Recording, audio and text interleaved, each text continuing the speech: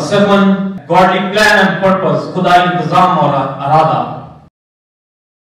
मेरे साथ निकालिए पैदाइश पहला बाब उसकी 1 से 5 आयत।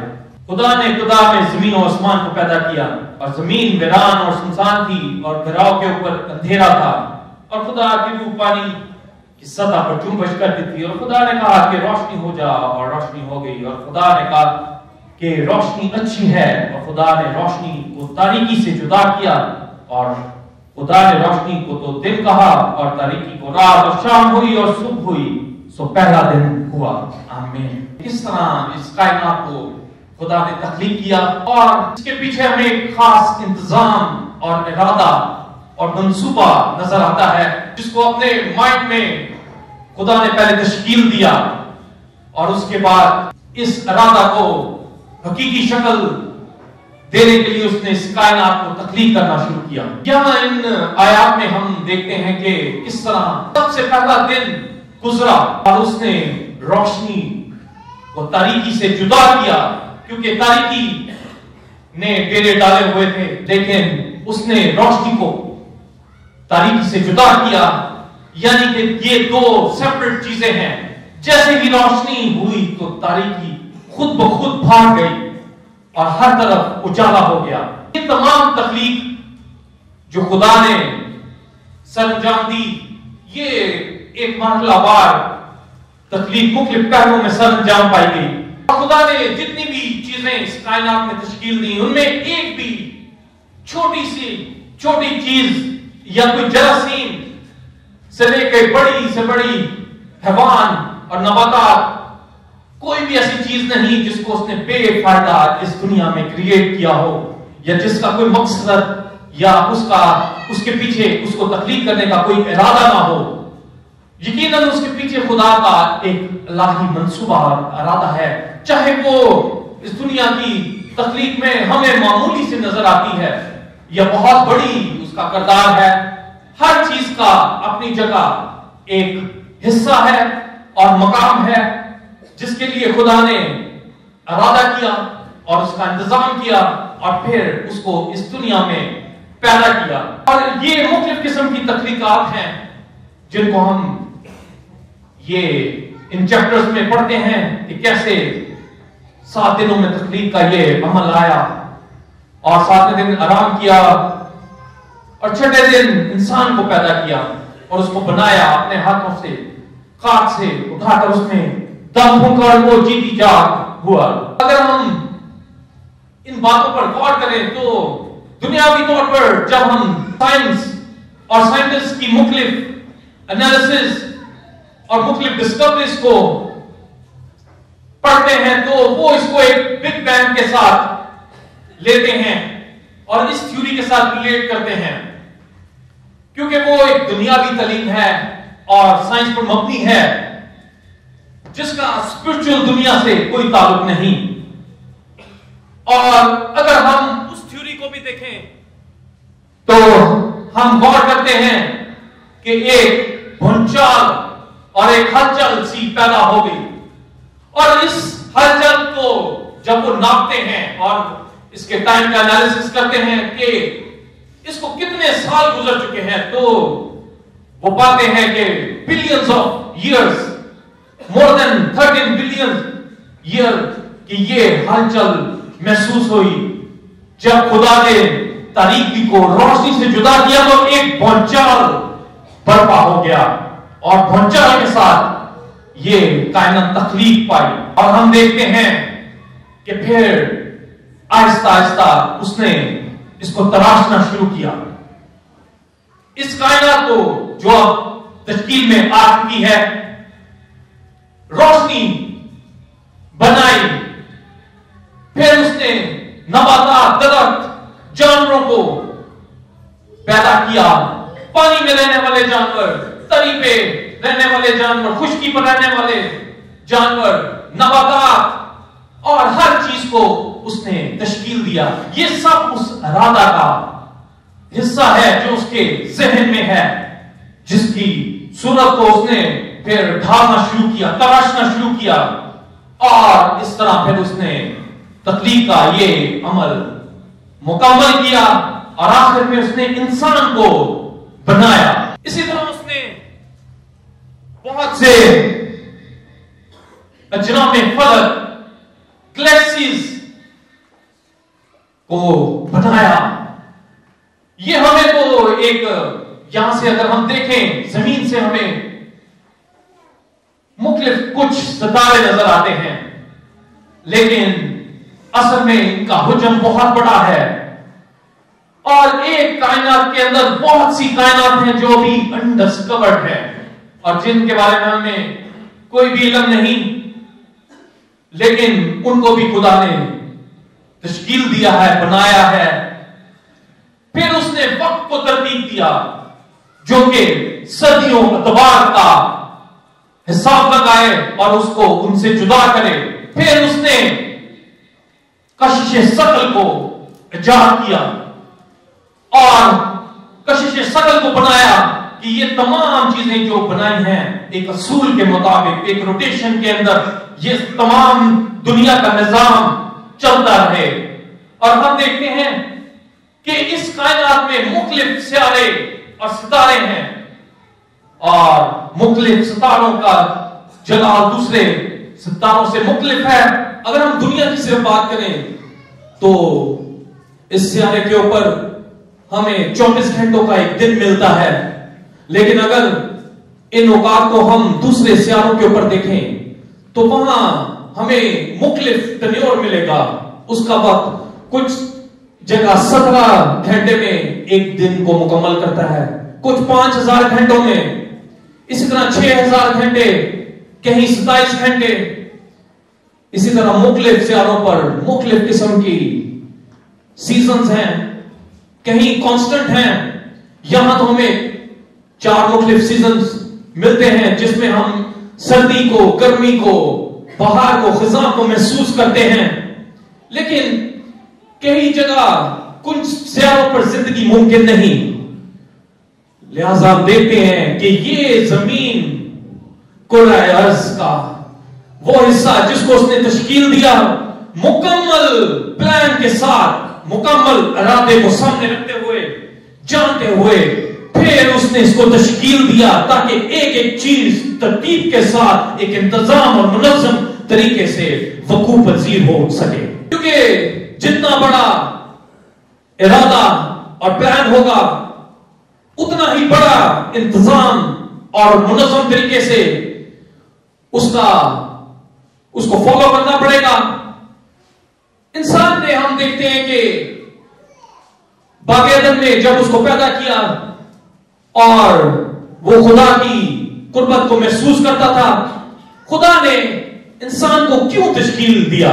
تو یہ اس کی ہمیشہ عبادت کرے، حمد کرے، اور جب بھی وہ ٹھنڈے پہنوں میں اس سے ملنے آئے تو اس سے بات کرے اور اس کی حمد کرے اور اس کی روب اور دبدبے کو مانے، کیونکہ اس کائنات کا تخلیق کرنے والا اور اس کو خود انسان کو بنانے والا فقط ایک ذات ہے اور وہ خدا ہے.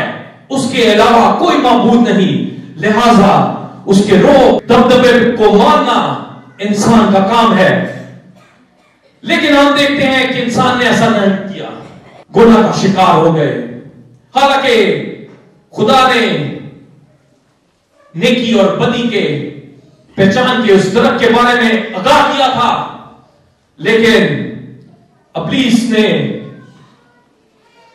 ہوا کے ذریعے اس کو بہکا کر انسان کو گناہ میں پھنسا لیا اور وہ خدا کے خلاف گناہ کر بیٹھا. اور یہاں سے ہم دیکھتے ہیں کہ نیکی اور بدی کی تفریق کا ایک سفر اس کا آغاز ہو گیا اور خدا اس بات سے بہت ناراض ہوا اور ان کو باغ عدن سے باہر کیا. جیسے ہی آدم باغ عدن سے باہر ہوا تو یہ گناہ جو اب سرزد ہو چکا تھا، حالانکہ انسان کو اس نے اپنی حمد و ستائش کے لیے پیدا کیا تھا، اس کو اس نے اس لیے بنایا تھا تاکہ اس سے ٹھنڈے پہنوں میں آ کر مل سکے اور انسان اس کے روب اور دبدبے کو مانے. لیکن اب گناہ بیچ میں آ چکا تھا اور गुनाह के बायस दूरी बन चुकी थी कि फिर ये गुनाह, नेकी और बदी का ये सफर जिसका आगाज हो चुका था, तो यहां से अब ये गुनाह उसका पीछा कर रहा है। और हम देखते हैं जैसे ही फिर उसके बच्चों की पैदाइश हुई, काइन और हाबिल खुदा ने अता किए, लेकिन हम देखते हैं कि नफरत की वो दीवार और इब्लीस के मुख्तलिफ तरह से इंसान को इस्तेमाल करने के मंसूबे उसका पीछा कर रहे हैं, क्योंकि यहां खुदा अपना मंसूबा लेकर काम कर रहा है, तो इब्लीस भी अपने मंसूबे के ऊपर काम कर रहा है। और बागे अदन से ही इंसान का पीछा किया, पैरेलल वो भी अटैक्स कर रहा है, और जो चीजें उसने तकलीफ की उन सबको नोटिस कर रहा है, और पैरेलल ही उसने भी खुदा के बनाए हुए मंसूबे और इरादे के खिलाफ काम करना शुरू कर दिया। और ये गुनाह जो अब इंसान के अंदर मुंतकिल हो चुका था, ये अब उसकी अगली नस्ल के अंदर ट्रांसफर होने जा रहा था। और जैसे ही काइन हाबिल की पैदाइश होती है, तो नफरत की ये दीवार गुनाह की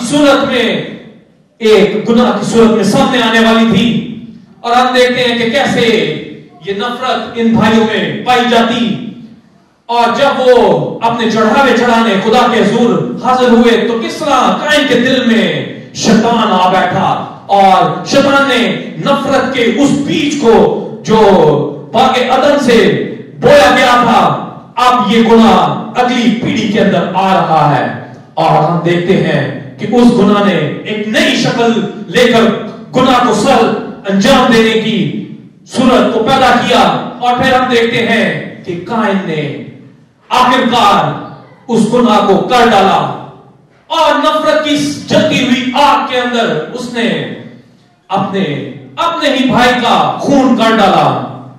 और जैसे ही उसने ये गुनाह सरजद किया, तो खुदा उससे मुखातिब हुआ कि उसने क्या कर डाला है, और उसने अपने ही भाई को अपने हाथों से मार डाला। गोया हम यहां देखते हैं कि किस तरह ये गुनाह अब आगे अगली पुश में, अगली नस्ल में ट्रांसफर होता चला जा रहा है। लाइफ साइकिल जो पुश चलता है, उसके बाद जब दूसरी पुश आती है, और उसके बाद तीसरी पुश, और हम देखते हैं कि उसमें तीसरी पुश में ही गुनाह की हालत इतनी बदतर हो जाती है कि गुनाह की आवाज खुदा के कानों तक पहुंचती है, उसका शोर और खुल उसको सुनाई देता है। और ये तीसरी पुश जो अब नूह की सूरत में नजर आ रही है, वो अपने बंदा से मुखातिब होता है, और अब वो एक नया प्लान लेकर आया है, क्योंकि दुनिया तो तश्कील पा चुकी है, कायनात के अंदर इंसान को बनाया जा चुका है, लेकिन वहीं अब जिस मकसद के लिए बनाया था वो मकसद पीछे रह गया, और शैतान ने उस मकसद को खराब करने के लिए आमेजिश कर दी, और अब गुनाह सामने नजर आ रहा है। और अभी दूसरी पुष्ट के गुजरते ही तीसरी ही पुष्ट में ये गुनाह इतना बढ़ गया कि खुदा के कानों तक उसकी आवाज पहुंची कि किस तरह मुख्तलिफ किस्म के जिस्मानी गुनाहों के अंदर ये कौम डूब चुकी थी, कि खुदा ने पानियों से हलाक करने का मंसूबा बनाया।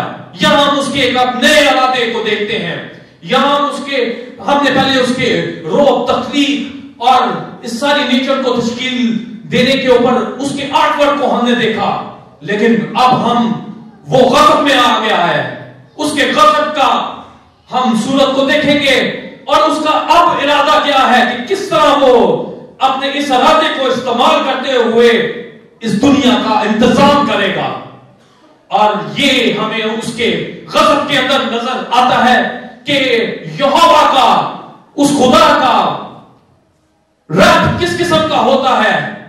जब वो अपने रथ और गज़ब के अंदर आता है, जलाल से भर जाता है, तो उसने कहा कि मैं नूह इस कौम को पानियों से तबाह और बर्बाद कर दूंगा।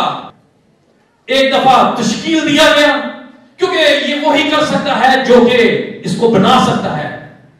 اس نے کہا تو ہو گیا، اور وہی اس کو مٹا بھی سکتا ہے، وہ یہ اختیار رکھتا ہے، کیونکہ وہ پھر اس کو بنا بھی سکتا ہے، کیونکہ اس نے تو بس کہنا ہے تو ہو جانا ہے۔ پانیوں کے ذریعے دنیا کی عدالت کی، دنیا تباہ اور برباد ہو گئی۔ وہ گناہ جس کو وہ پانی کی طرح پی رہے تھے، اس نے پانیوں کے ذریعے ہی اس کو مٹا ڈالا، اور دنیا کی ساری گندگی اس نے فقط 40 روز میں دھو ڈالی، اور اتنا بلند وہ پانی ہو گیا کہ اس نے پہاڑوں کو بھی کراس کر دیا اور ان لیول سے بھی اوپر چلا گیا۔ ارادہ اس غضب کو جو وہ اپنے اندر رکھتا تھا، اس نے اس کا اظہار کیا، اور تمام انسان فقط نو کے ان کو ہلاک کیا۔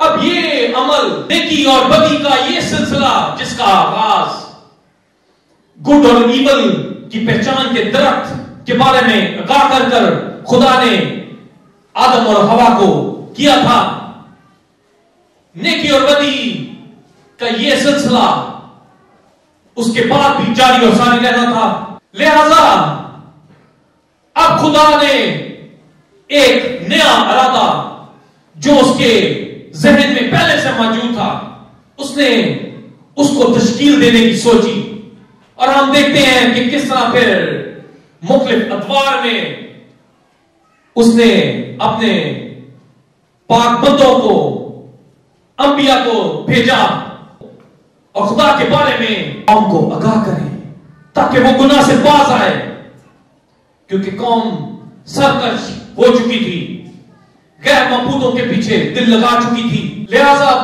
وہ وقت آ گیا تھا کہ جب وہ الہی منصوبہ جو اس کے ذہن میں ازل سے تھا، اس کو تشکیل دیا جائے، اور پھر اس نے یہ کائنات جس کے لیے تشکیل دی تھی، یعنی یسوع مسیح کو اس نے اس دنیا میں بھیجنے کا پلان جو اس کے دماغ میں تھا، اس نے اس کو تشکیل دینے کا اور اس کا انتظام کرنے کا پلان کر لیا۔ اور ہم دیکھتے ہیں کہ کس طرح پھر یسوع مسیح اس دنیا میں جنم لیتا ہے۔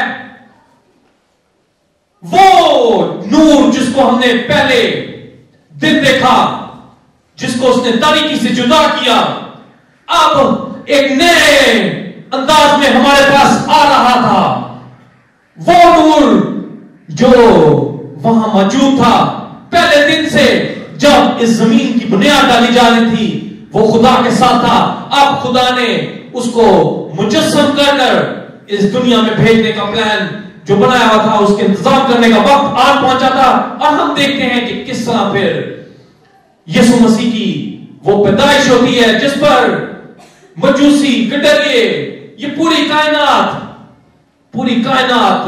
ایک ہلچل، ایک جوش اور بلبلے میں ہمیں نظر آتی ہے، اور کس طرح پرمسرت طریقے سے وہ یسوع کو ویلکم کہتے ہیں، اور فرشتے گیت گا رہے ہیں، صدائیں بلند ہیں، اور اسی طرح ہم ایک ستارے کو دیکھتے ہیں، ایک نور کو دیکھتے ہیں، جو کہ اس جگہ جہاں یسوع وہ نور پیدا ہوا، دنیا کا نور پیدا ہوا، وہاں آن ٹھہرا ہے۔ یہ ریئر سٹار جو کہ اپیئر ہوا، کیونکہ مارننگ سٹار یسوع مسیح وہاں پیدا ہوا ہے۔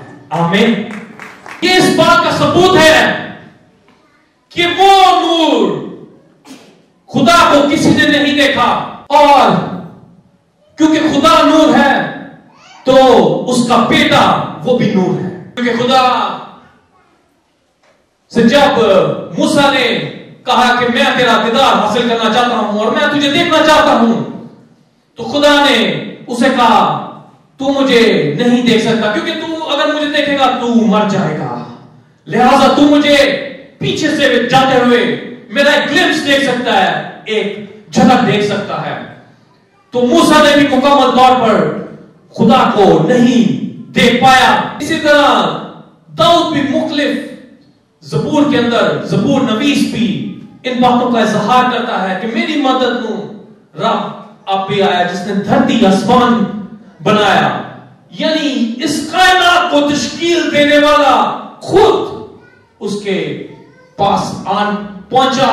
तो यहां हम देखते हैं कि इस कायनात को तश्कील देने वाला, इंसान को तश्कील देने वाला, इन तमाम चीजों को तश्कील देने वाला, जो खुदा के साथ उस वक्त उसका बेटा जमीन की बुनियाद डालते हुए उस वक्त मौजूद था, अब वो मुजस्सम होकर एक बच्चे की सूरत में चरनी में पड़ा हुआ नूर हमें मिल गया है।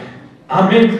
ये इसलिए किया कि अब तारीकी को मिटाने का अमल, वो नेकी और बदी का अमल जो शुरू हो चुका था बाग़ एदन से, अब उस तारीकी को दोबारा खत्म करने का वक्त आन पहुंचा था।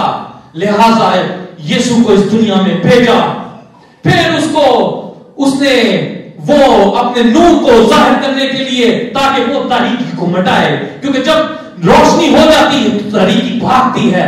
वो तारीकी जिसने डेरे डाले हुए थे और गुनाह के बायस उसने एक एक जिंदगी को तबाह किया हुआ था, तो उस गुनाह को मिटाने का वक्त आ पहुंचा था। फिर यीशु मसीह ने अपनी जान को पेश कर अपना पाक लहू देकर उसने खुदा को खुद इस प्लान को, जो उसके अज़ल से मंसूबे का हिस्सा था, इसको उसने पाक तकमील तक पहुंचाया। क्योंकि पहला आदम तो गुनाह कर चुका, और ये ब्लड लाइन, ये पुश दर पुश, ये नस्ल दर नस्ल जो तमाम चीजें उस लाइफ साइकिल का हिस्सा बन रही थी, उसको ब्रेक करने के लिए यीशु मसीह को भेजा गया।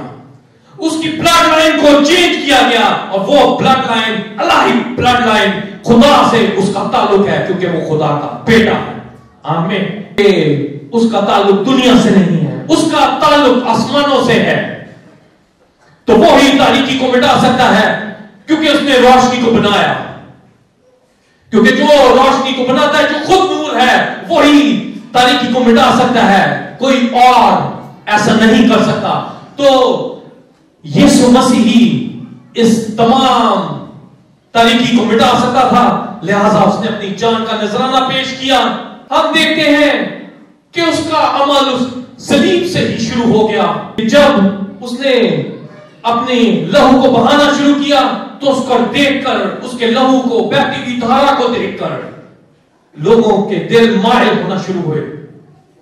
सूबेदार ने भी इसका इकरार किया, जो उसको अपने हाथों से सलीब पर चढ़ा रहा था।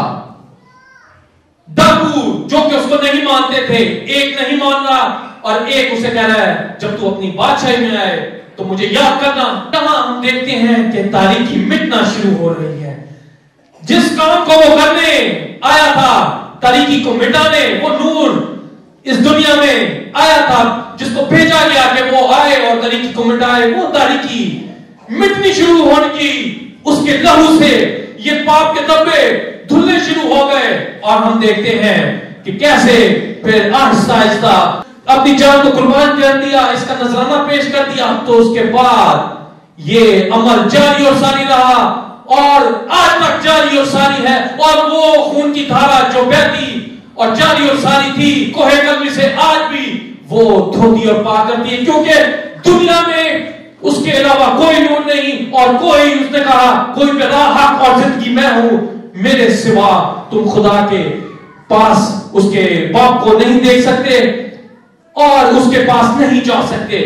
फक्त वो ही नूर है, और वो दुनिया में आ गया ताकि हर एक जान जो उसको माने और उसका इकरार करे हलाक ना हो, बल्कि हमेशा की जिंदगी पाए। और ये ही वो बड़ा मंसूबा था जो खुदा के प्लान का हिस्सा था।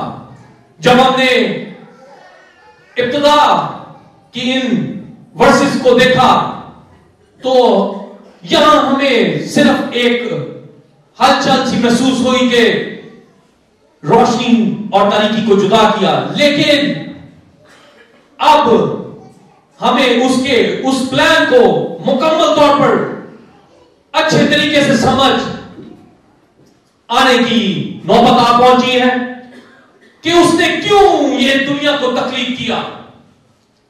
اس دنیا کو اس لیے تخلیق کیا گیا تاکہ وہ اپنے بیٹے کو، اکلوتے بیٹے کو بھیج سکے، تاکہ اس کو قبول کر کر اس پر ایمان لا کر ہم بچ سکیں اور وہ رشتہ جو ٹوٹ چکا تھا، جدائی وقوع پذیر ہو چکی تھی، اس کو دوبارہ قائم کیا جائے. اور یسوع کے لہو کے ذریعے یہ سب ممکن ہو گیا.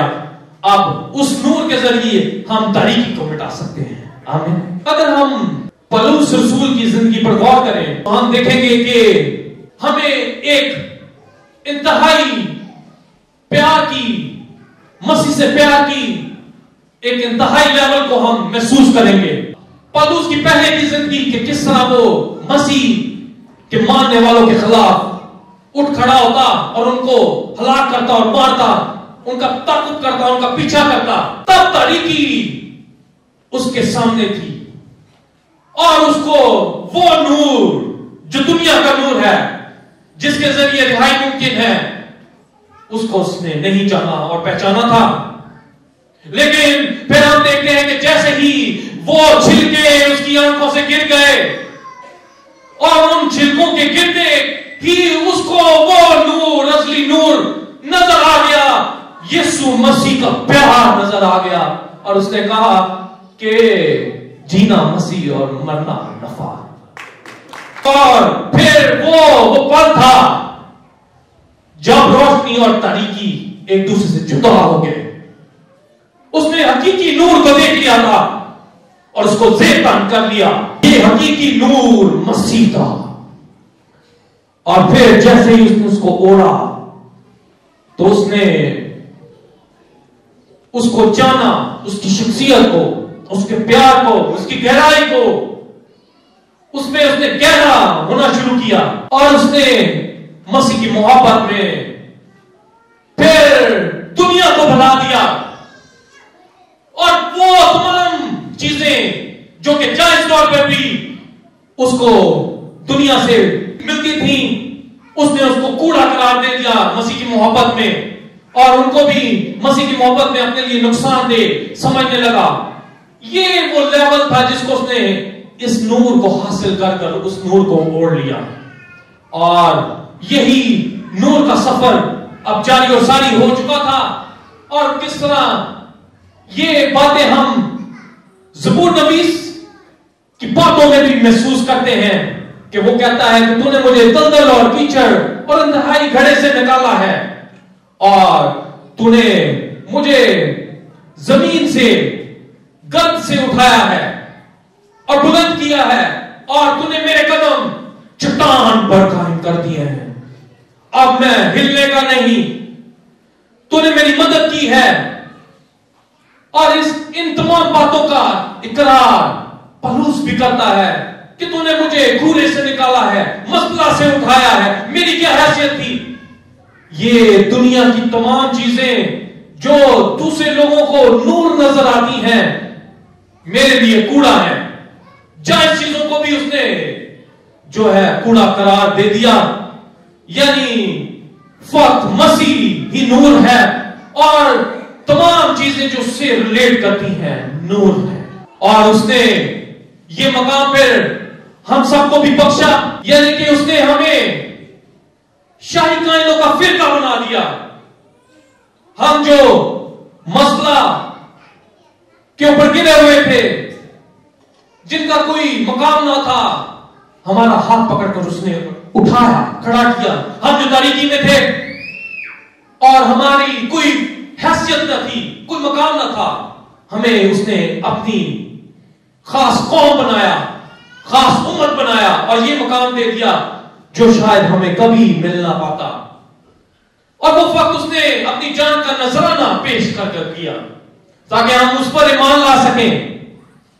اب اگر اس الہی منصوبے کو اگر اب بھی کوئی نہ سمجھ پائے کہ اس تمام دنیا کو تشکیل دینے کا مقصد کیا تھا، مقصد جیسے جب یسوع مسیح منادی کرتا اور یروشلم کی گلیوں میں چلتا پھرتا، تو تب بھی اسے بہتوں نے قبول نہ کیا.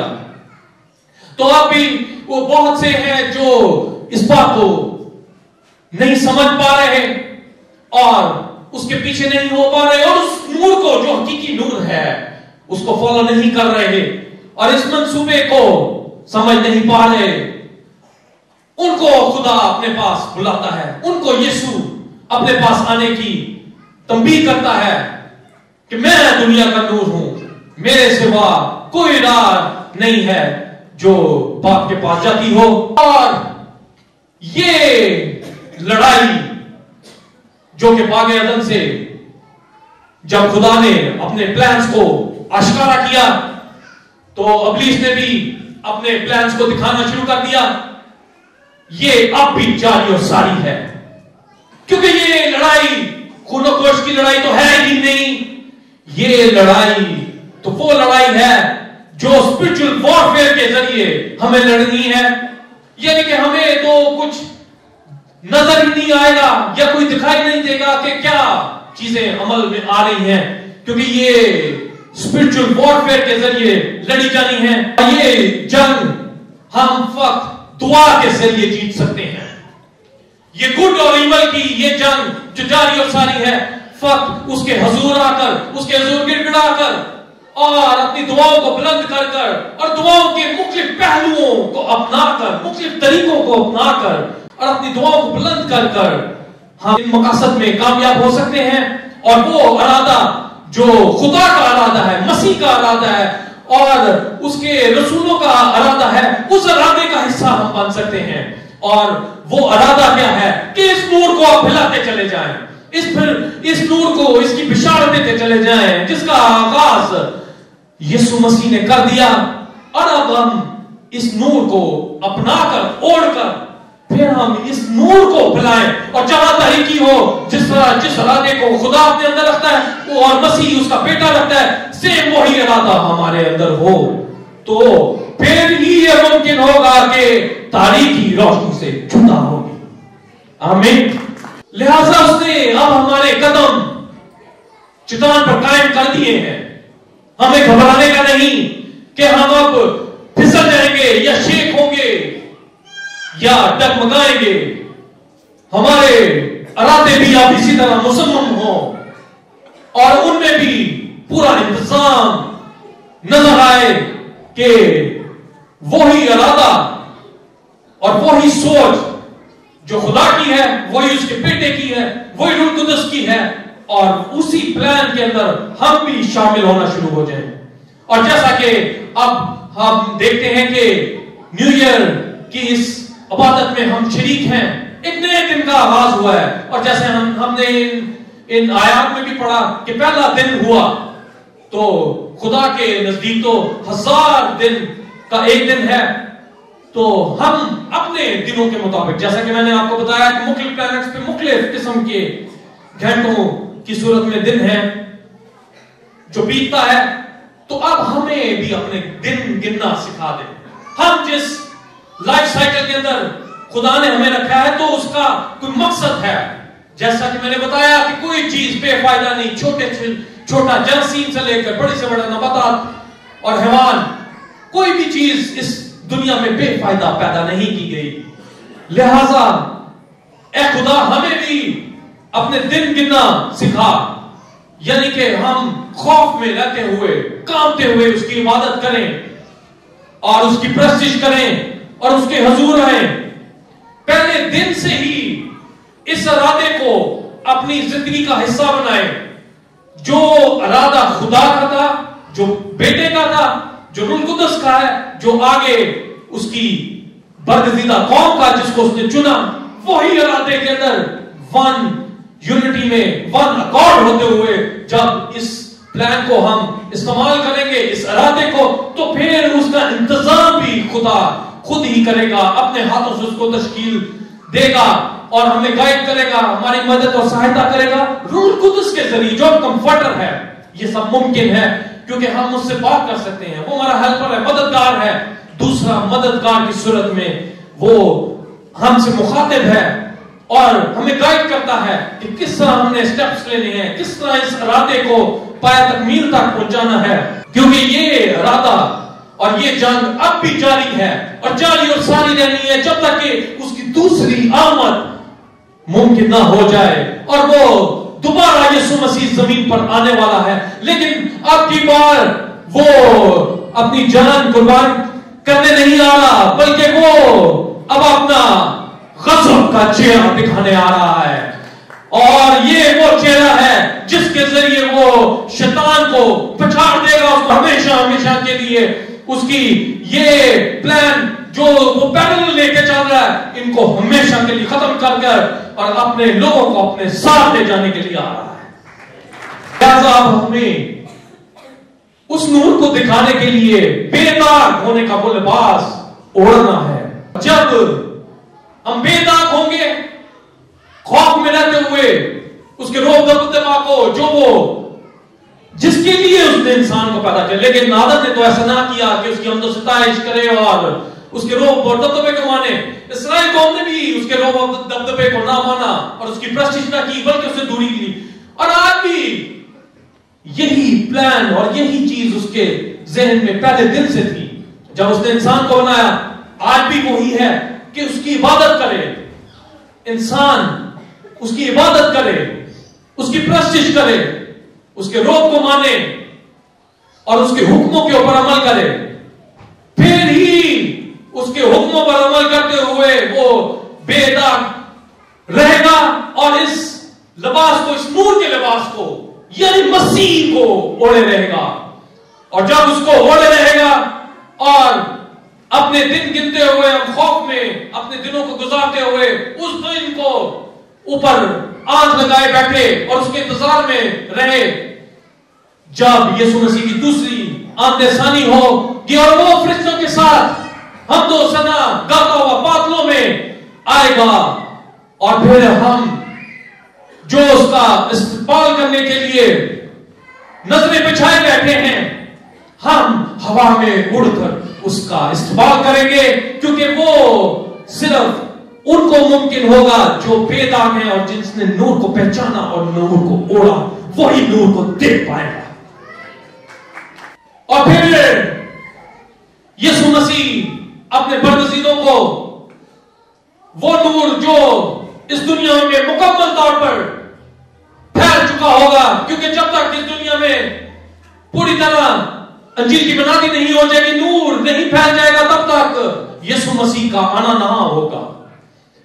لیکن وہ تبھی آئے گا جب نور مکمل طور پر پھیل چکا ہوگا اور پھر وہ اپنے لوگوں کو اپنے ہمراہ لے گا, پھر اندھیرے کو اجالے سے جدا کر دے گا.